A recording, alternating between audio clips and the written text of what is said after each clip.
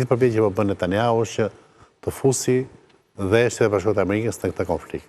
Trumpi deri tani duket sikur heziton, jep një mbështetje të jashtme, por nuk do të futet në luftë sepse ka bërë deklarata elektorale dhe ka një platformë no war. Tani mendon që do t'ja arri Netanyahu Izraeli ta fusin në lojë Shtetet e Bashkuara të Amerikës? Jo, drejt për drejt jo, po indirekt e ka futur.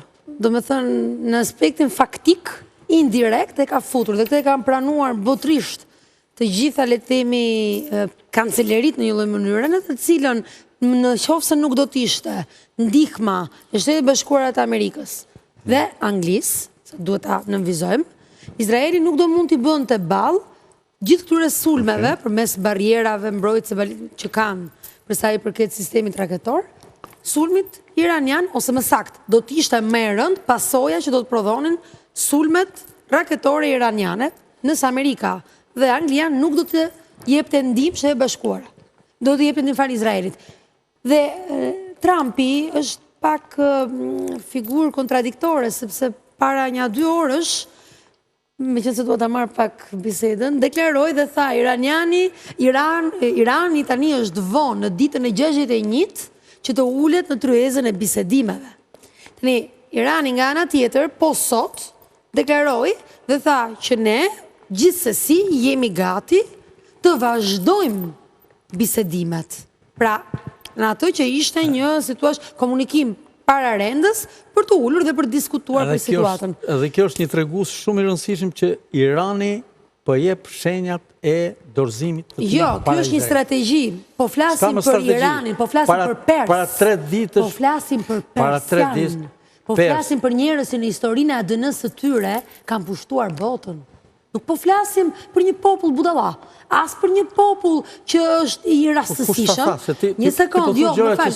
Jo, po e kuptoj, pra dhe ti po thua po dorëzohet Irani, një sekond. Jo Irani, jo regjimi, se Irani populli pers e njoh më mirë se ti unë. Më mirë, ju mund të njeni shumë gjëra, po nuk dini sa di unë, po kjo është histori tjetër. Po për te kësaj, ne po flasim për koncept. Dhe koncepti edhe që përfaqësohet, por e koncepti është, juve s'that asnjë koncept kur folet, ashim lej mund të flas. Koncepti është shumë i thjeshtë, në të cilën Irani është një dhelpër dhe ka një zuarësi babiloneze, mund ta quajmë akoma dhe më herët, po të doni. Babilonia tjetër gjë, sa Irani. Janë pjesë të gjitha e Mezopotamit, po gjithsesi, mos e hyj. As Mesopotamia nuk është Irani. Mirë, e di. Dakor, si do. Po mos u fut aty tash. Po mi ju i dini shumë mirë na tregoni etapet historike, se ne ti jemi ignorant. Babilonia tjetër gjë. Dakor, tani unë nuk dua të flas personalisht, po flasim për të tjera arsye. Dakor. Talim. Po pra se tani unë dua të dal mendimin tim, nëse avokati unë thash se qëndrimi i Iranit para 3 ditë që ishte këtë tjetër. Po lëre më para 3 ditë lufta, dinamika e luftës ndryshon me sekonda. Dinamika e luftës sot ndryshon me sekonda. E dikton atë udhëheqësi suprem, atë të Iranit e detyron sot që të thojë unë jam gati për bisedimet, ndalojnë luftimet. Jo, më nuk tha kështu.